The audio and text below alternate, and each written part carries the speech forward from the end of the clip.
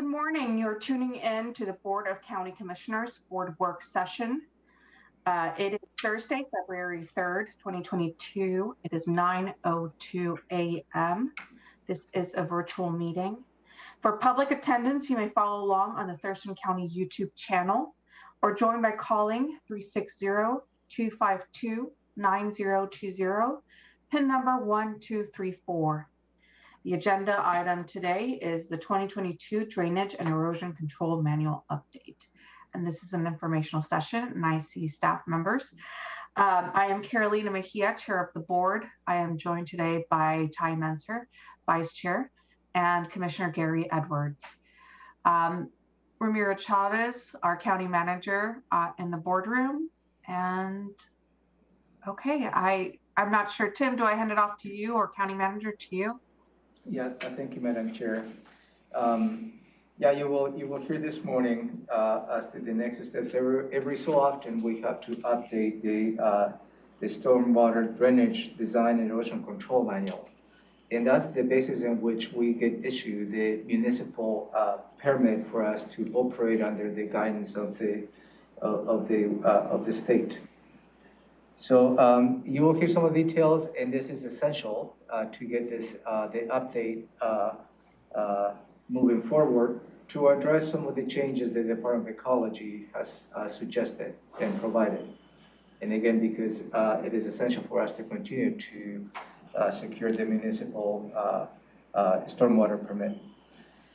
So Tim is going to start, I believe, but if you can take the time during your presentation, maybe you and your staff, to highlight what is the difference between phase 1 jurisdictions versus phase 2 jurisdictions, considering the Thurston County is a phase 2 jurisdiction. Tim, sure. Good morning, Commissioners. Good morning, Ramiro. Tim Wilson, Water Resources Division Manager with Public Works. As Ramiro mentioned, we are here today. Oh, let me back up and introduce staff.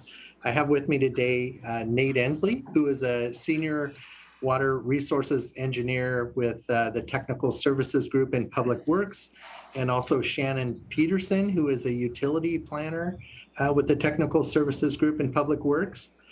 As Ramiro mentioned, we are here today to talk to you about the required updates to the county's Drainage Design and Erosion Control Manual.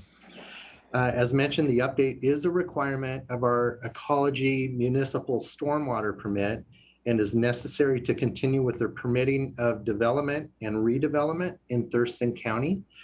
The phase 1 and phase 2 communities, the high level distinction there is phase 2 communities are communities that are less than 100,000 in population and greater than 10,000 in population. Within the regulated areas. So Shannon will be talking a little more about regulated area and what that means in the presentation. And we'd be happy to answer any questions at the end that you have on that. Similar to the water and sewer development standard briefing you guys heard last year, this is pretty technical in nature at times. So Shannon's done a fantastic job of just summarizing the need and the high level categories that we'll be updating. So with that, I will hand over to Shannon for the presentation. Can I ask a question real quick while Shannon is pulling up the presentation? Is this an informational session, or is it, because on this I saw that there was decision pending, but on everything else I'm seeing that this is only informational? This is informational only. This is a required update that is required for the county to continue development and redevelopment without being out of compliance with the Department of Ecology. but if I may, I think you're correct, Commissioner Mejia, in a way that the board needs to set a public hearing to continue within the process. So there is a decision point the board needs to take on this as well. Okay, yeah. Thank you. Okay, can everyone see my screen okay? I think you have the presenters mode, maybe. Oh, we need to.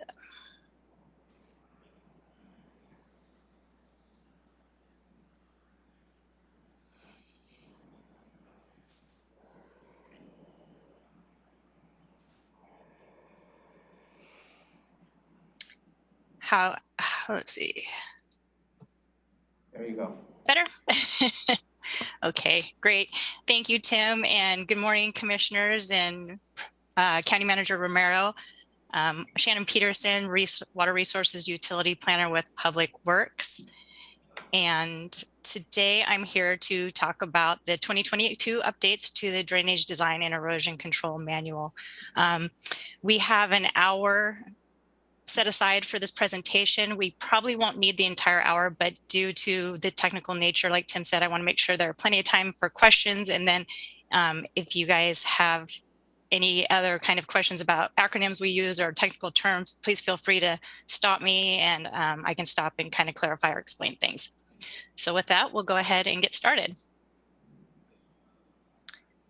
So for today's briefing, I'm going to give a little bit of a background, the purpose of the update, some of the changes both required and proposed, an overview of the update process, and then our next steps. So the objective of the drainage manual is to provide guidance on the necessary measures to control quantity and quality of stormwater runoff produced by new development and redevelopment, with the goal of complying with water quality standards and protecting beneficial uses of the receiving waters. The manual identifies minimum or core requirements for new and redevelopment projects of all types and sizes and provides guidance on how to prepare and implement drainage plans. The manual is applicable to projects in unincorporated Thurston County, but with a few minor differences for projects that are in rural areas. So what's considered a regulated area versus a rural area?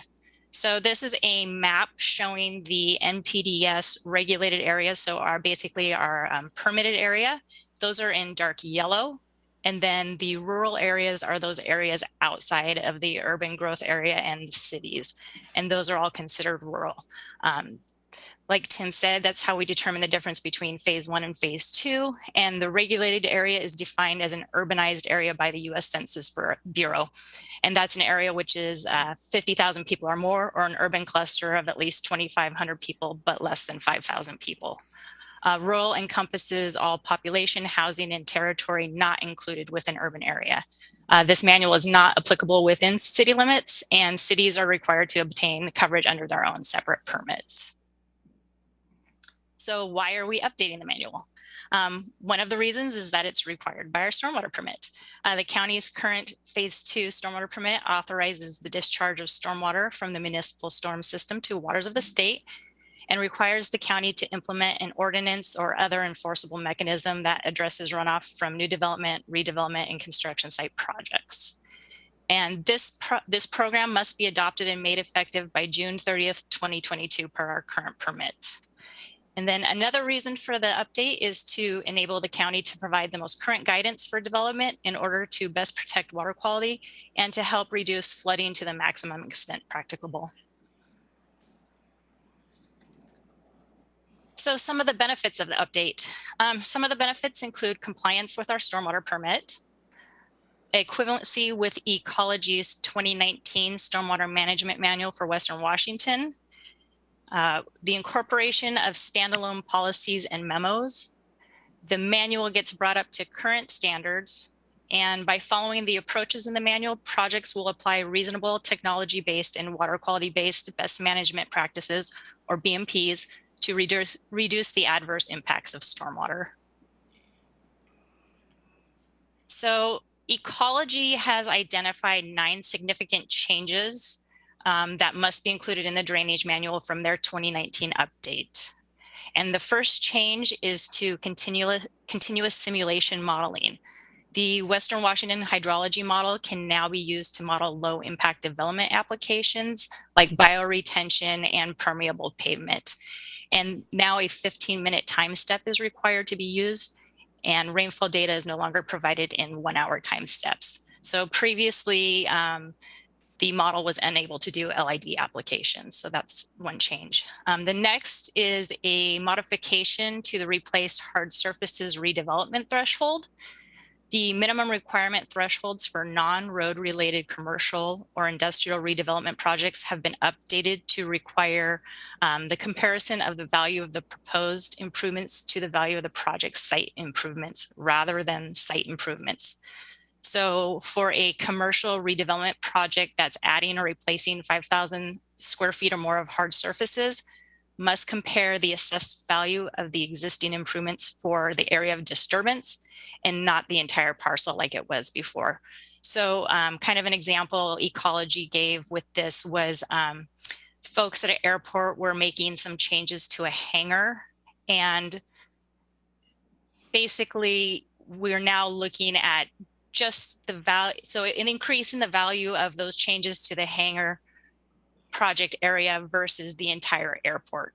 So before, what it was the value was compared to the entire airport, and they often weren't required to do flow control or water quality treatment because of that, because the increase in value wasn't enough. So the third change allows for the use of equivalent areas. So if you cannot provide a BMP on the project site of a redevelopment project, but you have an area that is equivalent kind of in the same characteristics of pollutants and area, and it also flows to the same receiving water, then you can provide BMPs for that equivalent area instead.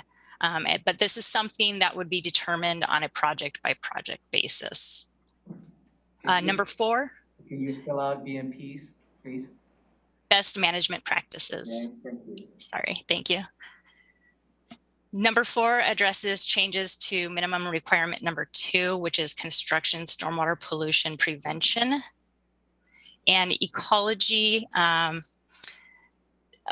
updated some changes to the 13 construction pollution prevention plan elements to fall in line with the 2015-2020 construction stormwater general permit. Change number 5 corresponds with minimum requirement number 5 for on-site stormwater management, or minimum requirement number 5. With this change, Ecology requires that BMP T5.13 post-construction soil quality and depth when choosing the low impact development, or LID, performance standard for those projects that are only required to meet minimum requirements 1 through 5. So we have 11 minimum requirements, and so these are projects that add or replace between 2,000 and 5,000 square feet of hard surfaces. So they do not have to meet minimums 1 through 11. They only meet 1 through 5. And this was just something that Ecology had left out of their last manual and had added to ensure that all projects are using post-construction soil quality and depth. Change number 6 just added the term marine water bodies to the list of flow control exempt water bodies. I believe Puget Sound was always on this list, but now they just kind of made it more generic to include all saltwater bodies. Ecology change number 7 revised the concrete washout BMPs to clarify where truck washout can go. So this allows for small tools and auxiliary truck components to be able to be washed out in preform areas, but larger things like the truck drum would have to be washed off site or into designated concrete washout areas. And change number 8 added 17 new source control BMPs. A few of these additions included BMPs for dock washing, in water and over water fueling, pet waste, irrigation, water line flushing, to name a few. And then finally, the 9th change is to minimum requirement number 8, which is wetlands protection. This change requires the monitoring and modeling of high value wetlands if there's legal access to them. So the 2014 guidance was retained, but they also did some refining for modeling and modeling requirements and some monitoring for lower value wetlands as well, or high value wetlands that there's no legal access to. So next are some additional changes that were not required by Ecology, but were either requested by staff or made to improve the clarity and or usability of the manual. And the first change was to incorporate standalone policies and memos directly into the manual. As time went on, there was a need for clarifications and additional guidance that was not provided by the manual, which resulted in the creation of new policies and memos. These documents have now been incorporated directly into the manual, making it easier for applicants to meet requirements without having to search around for separate supporting documents. Some specific examples of incorporated policies are the requirement for closed circuit television inspection and air pressure testing of newly installed stormwater pipes, guidance on applying subdivision land area calculations, and limitations on the use of pump stations and other mechanical equipment. We have also eliminated the short form construction pollution prevention plan for projects adding or replacing 2,000 to 5,000 square feet of hard surface. Project review staff, they found that the existing short form construction pollution prevention plan to contain a lot of redundant information that was already provided in other application forms, and they found it to be of limited value to staff during project review or inspections. So this makes all projects required to meet core requirement 2.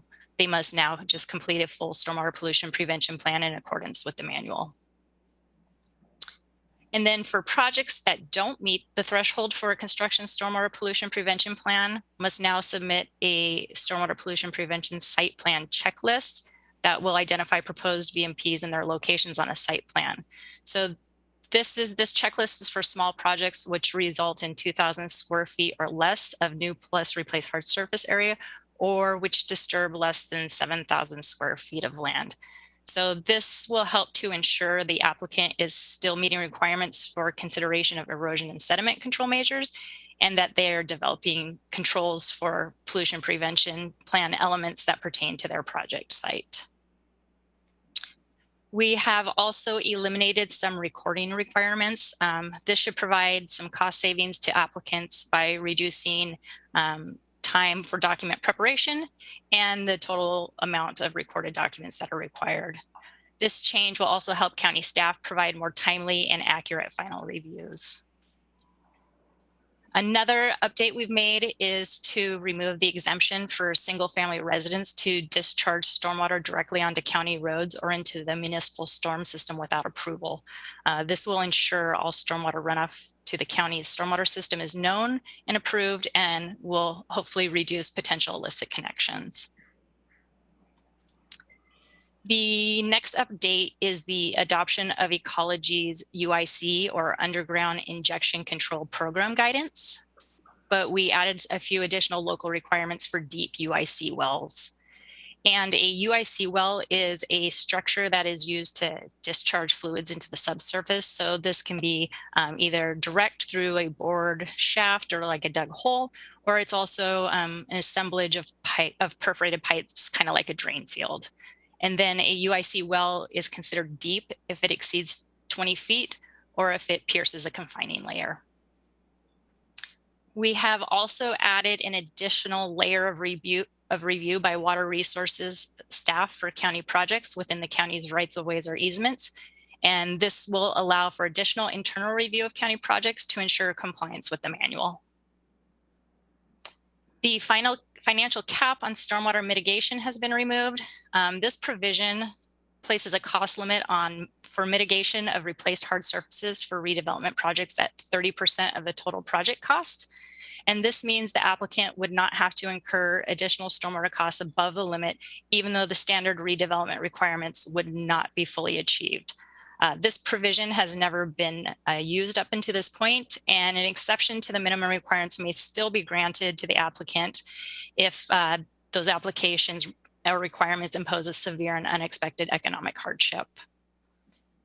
And then staff has also requested some best practice changes to the design criteria for conveyance. A couple of these changes include eliminating berms around catch basins, using locking lids in the traveled areas, and placing concrete collars around cleanouts and manholes in paved areas or areas to be paved.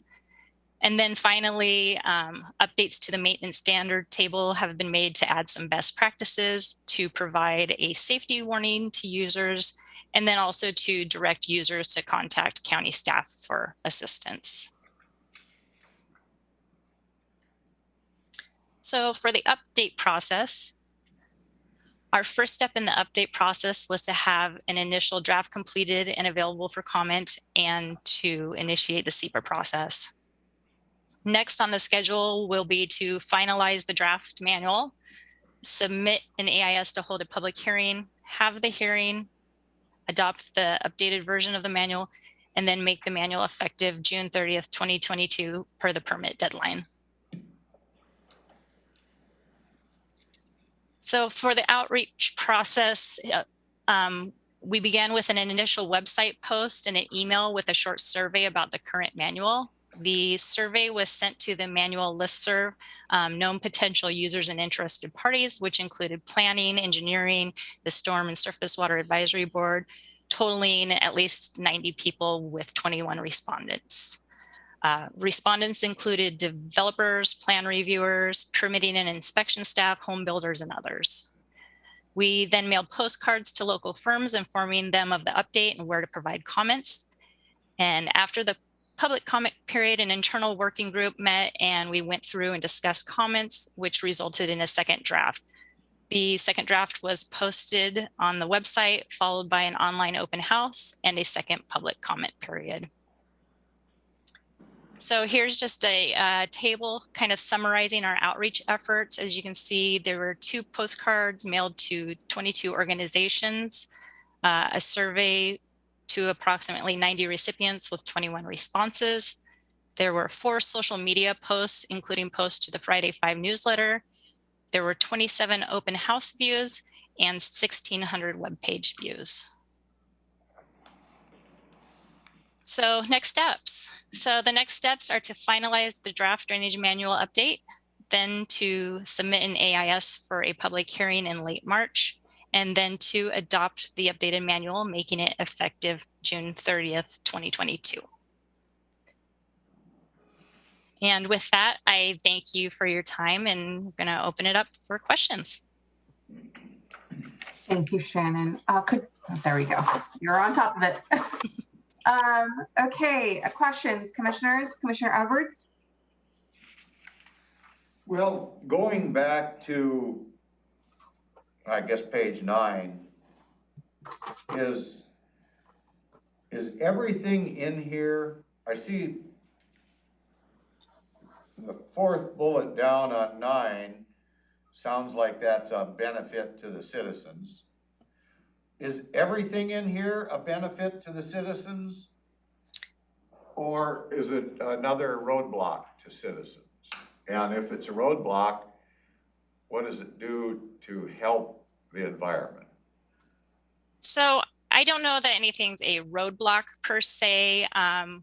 One of the things we did do by eliminating the short form construction stormwater pollution prevention plan, that was basically kind of a checklist, and county staff were having trouble kind of using that document in a useful way. So what this is going to require is a little more narrative on the side of the applicant on this. And so they won't be able to just go through a checklist and say, yes, yes, yes, yes. They'll actually have to say, this is what our plan is to control erosion and sediment. And this is where we're going to put our BMPs. And basically, this is how we're going to manage the project and keep from polluting. How about this? How does this affect the controversy over at the fairgrounds with folks have been complaining about? Yeah, so I think the added layer of review by water resources staff for county projects will help that. So this is just going to add one additional review. So we'll have, our general engineering reviews internally, and then this will just bring in water resources for one added layer, so we can ensure that the manual is being followed. Okay, thank you. Chair Menser? I'll ask kind of an analogous question to Commissioner Edwards. So if we look at Black Lake, for example, something we hear a lot about, stormwater contributing to water problems there, how do all these changes affect that situation on Black Lake? So Black Lake specifically, it just kind of, I guess, depends on the project thresholds, but this is going to, because we're not requiring the short form and we're going to have the full stormwater pollution prevention plan and a checklist for small projects, this is going to ensure that everyone's aware that they need to be considerate of erosion and sediment control practices, and that they're going to need to document those. And can I add to that? Sure. Please, I would just add that again, this manual is for development and redevelopment. So the way that it could contribute to Black Lake is just if there was redevelopment or new development out there, just making sure that stormwater facilities that are protective of water quality are correctly applied to any development or redevelopment out there. And a part of construction stormwater pollution prevention also includes other pollutants on the site. So not just the dirt per se. So it's also how you manage and store other contaminants, and where are you placing those things? I got a little confused at the front end about the phase 1 and phase 2 and the numbers and the map with the yellow that's considered, because if you look at that map, and you defined it, but I guess my question is, what happens in the yellow that doesn't happen in the rural? Like what exactly is the significance there? I kind of lost that. Sure. So a phase 1 community, their entire area is regulated, whereas we only have the urban areas that are regulated by our stormwater permit. So we're able to have a few exceptions for projects in rural areas. So one of those might be thresholds. So for instance, if you're infiltrating on site, you have certain types of soils, you may not have to meet certain minimum requirements, or you may be only subject to submitting an abbreviated drainage plan versus a full drainage plan based on your site conditions in a rural area. But in terms of Ramiro said we're a phase 2 community, and Tim said that's up to 100,000. Is that just because if you add up the rural plus the yellow, that's less than 150,000? Is that? Yeah, so the urban area, let me grab my paper here. It was defined as an urbanized area of 50,000 people or more, and then urban clusters. So that's how that's determined by ecology, where those boundaries are. And can you repeat the definition of phase 2 community? So a phase 2 community is a regulated small MS4. And like Tim said, it's generally less than 100,000, but the actual definition is per the urban area. And MS4, Shannon? I'm sorry, municipal separate storm sewer. So basically the county's stormwater system. I will pass the baton to Commissioner Mejia. This is all very, as I was reviewing kind of the changes, there were so many acronyms, and I was just like, Public Works and their acronyms, I swear. And ecology.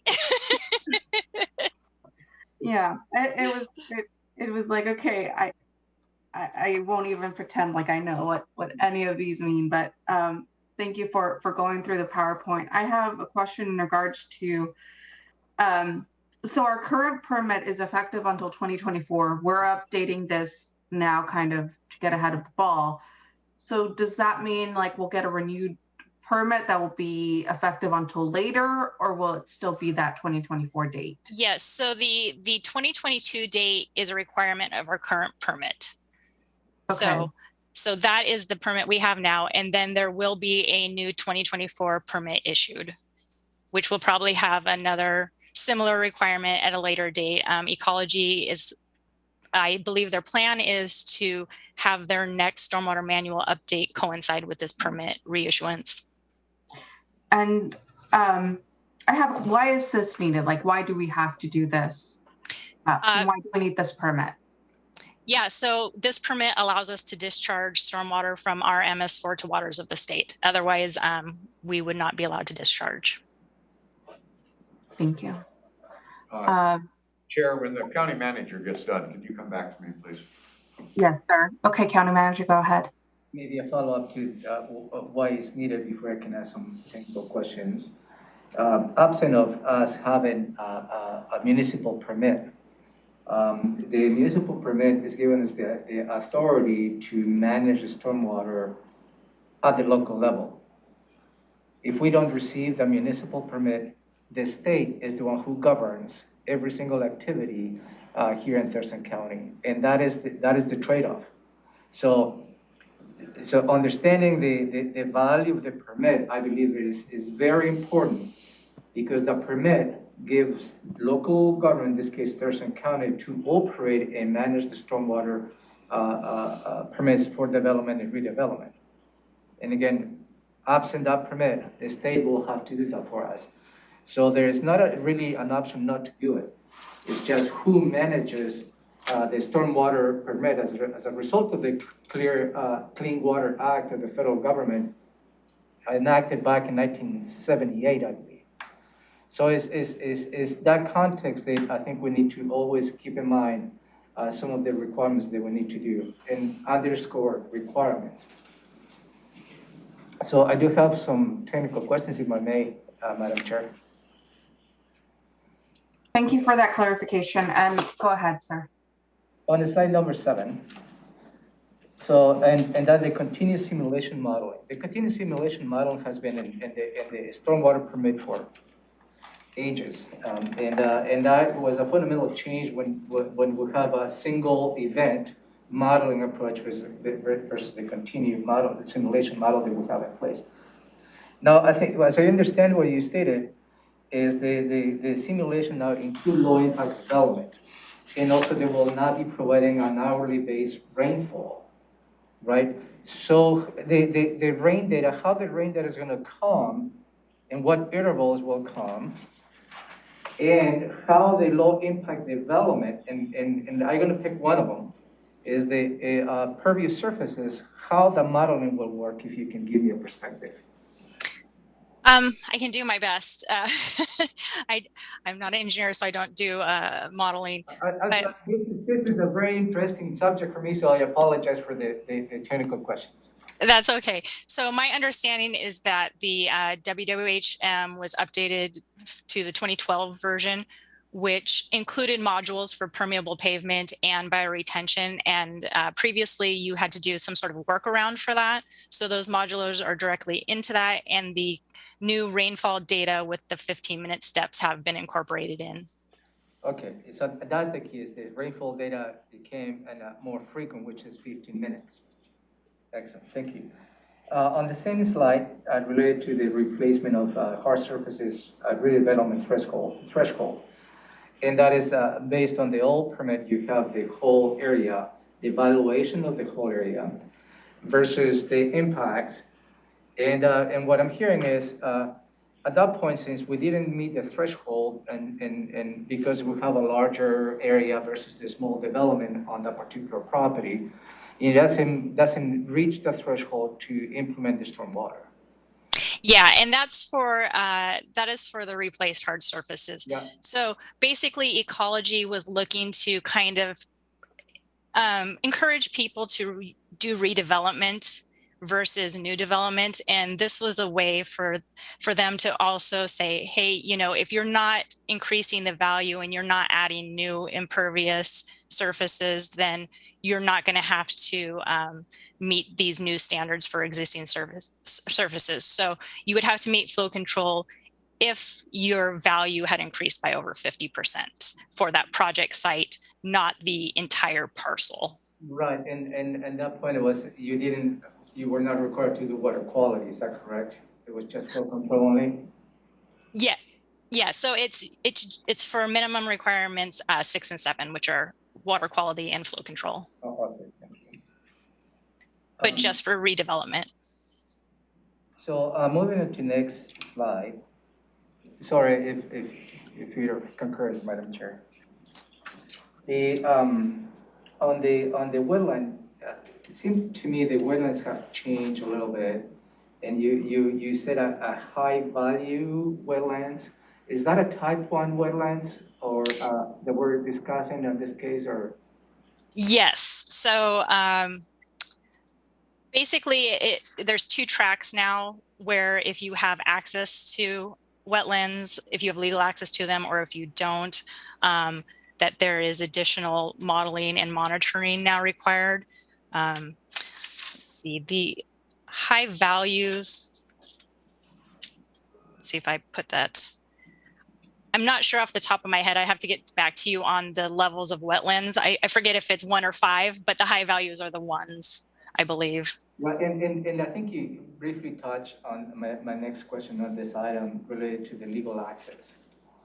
You know, legal access, what is the relevance of a legal access related to this particular change? Since the impacts of a wetland is going to be impacted regardless if you have a legal access or not. So the legal access is basically whether or not you have access to that wetland for that monitoring. But is that and even if, with all the respect, even if we don't have access to for monitoring, if you impact a particular wetland, we're required to mitigate that, right? Yeah, you're still going to have to do some modeling and monitoring, but I believe it's additional monitoring requirements if you have that access, so you're able to do the storage curve. Okay. And slide number 9. On bullet number 3, can you clarify, you know, at some point we had a threshold of 5,000 square feet.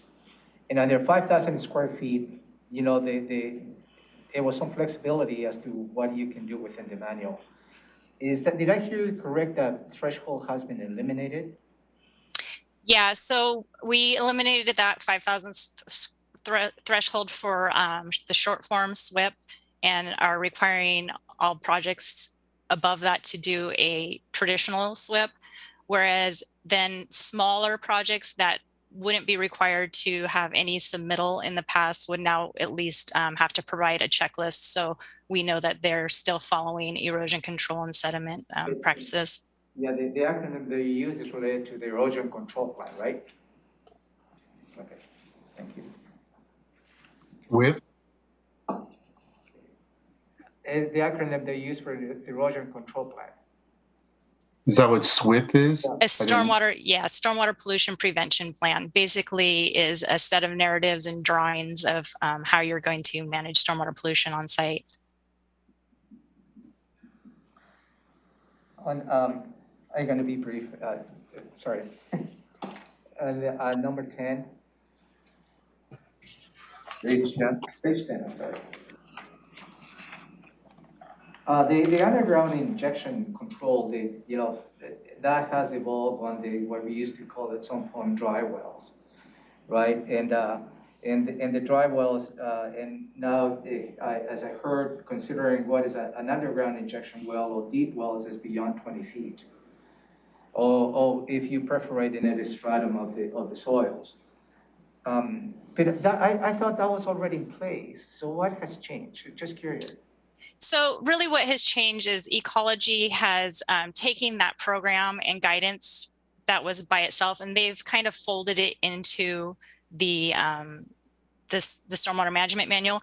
And for the county, because of the fact that groundwater provides so much of our drinking waters, we just want to ensure that if someone's proposing to do a deep injection well, that we're properly protected and that we have the ability to require additional analysis so that they can show that there's no concern for polluting our water sources. Because my understanding also, if somebody uses this particular base management practice for deep injection wells, they still are required to do water quality. It depends, because the UIC program technically isn't part of the MS4 discharge. So if you had a discharge to a UIC well, that's not part of the MS4. So that's why there's kind of this separate additional guidance. It also, I believe, is related to the buffers that we need to obey by related to water wells in the vicinity, correct? Yes, so that's another thing, is it doesn't allow for injection in a certain radius of source water. And then the other thing too would be to provide some pre-treatments for injection. One last question, if I may. On the same slide, it eliminated the financial cap on stormwater mitigation, and you stated that by eliminating the cap, Now, somebody can probably make a developer make an argument that it has been a financial hardship as a result of that. What is the process of that? Is that administrative approval or the stormwater manual really defines the process and who approves that? Yes, that's an administrative approval, and there is a set of steps to determine whether or not something would be a severe or unexpected economic hardship. And in our case, who will be the administrative? The Water Resources Program Manager or their designee. Okay, got it. Thank you. Sorry, thank you. Sorry. No need to be sorry. Okay, go ahead, Commissioner Edwards. Okay, following up on what the county manager was talking about, what's the difference between an injection well and just allowing water to drain into that well? Is the injection well under pressure? No, so what it is basically it's something where the surface dimension is deeper than wide. So something like a stormwater pond would not be an injection well, but a dry well, like Romero brought up before, that's considered an injection well. It's where you're having a direct drainage into the subsurface. So that's why also, if you had a infiltration trench with a perforated pipe, that would also be considered injection. Okay, going back to the map, there's a boundary around Yelm, but the legend in blue says Tumwater permit boundary. What's that about? And that's just a mistake maybe, or? That is just a mistake because I don't see Yelm on that. So I apologize for that. Okay, what would that gray area in Yelm be then? So that's just the city limits of Yelm. Oh, not the green area? Yeah, the green area is the growth management area? Yep. Okay. It does seem like and on page 9, is everything on there, is it more restrictive? I mean, not everything. I see, okay, I pointed out number 4 wasn't. Number 5, so under that, or number 5, bullet number 5 on the bottom of the page on 9, that one might require what, that you have a little settling pond or something before the water goes into the ditch from your No, you could, facility? yeah, you still have the potential to discharge to the county MS4 or to the roads. It's just that we want to know about it. Before there was just an exemption and you could just discharge at will. For other things, we already have a connection application. So if it were a commercial project planning to do the same thing, we would require them to have an application to connect. And this is just so we can keep track of who's discharging where. And so, this can also help to avoid. So if someone has a single family home, there could be downstream impacts. And so this is a way for us to be able to look at that and know that they're planning to discharge out to the county MS4 and add additional stormwater out to the road. So we're aware of it. Well, wouldn't you still be aware of it? It seems to me that even single family homes are required to have that apron that goes onto county property to the roadway. I mean, so there's a permit required for that already, right? There is, but there was no, it was just exempt that they could just discharge out to the road if they wanted. Now they just have to tell you they're doing it? Yeah, now they would have to get approval to do that. So if they were built on, excuse me, if they were built on a hill or something, that no water was going on there, then that wouldn't matter, I guess. Correct. Okay, excuse me. But I think if I may, on this particular item, I think that's a welcome addition to the stormwater permit, and let me give you just my perspective to that. Because it's not just about permitting the water that comes and discharge in the county's right of way, it's knowing the volume of it. How much water? Because when we go through road improvements per se, we need to go and we need to understand what the offsite contributions of water get it into our system for us to properly design it and treat it. So I think that is really essential. It's not, with all due respect, it's not just permitting, it's understanding how much water is coming to our system for us to properly manage that. Because we have seen over the last few years that although there is being exempt, we don't know how much water is coming into our system, and we have seen the consequences of that. So with all I believe this is a very good tool for the county to be more proactive on stormwater. My 2 cents. Okay, thank you. Okay, further questions, Commissioner Menser? I don't have any questions. I don't think. I guess to make if we're wrapping up, I just like a final comment.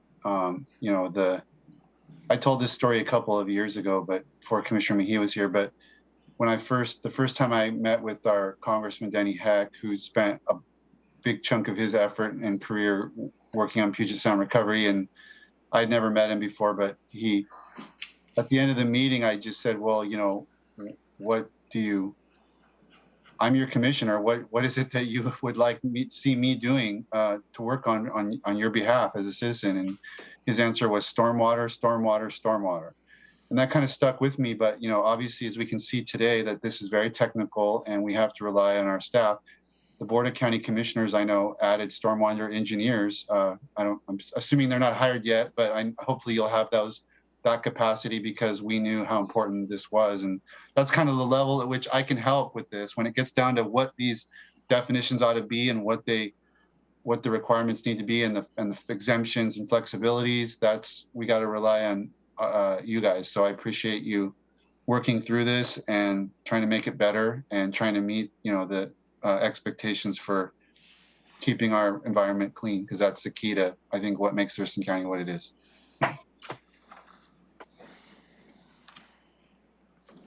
Thank you.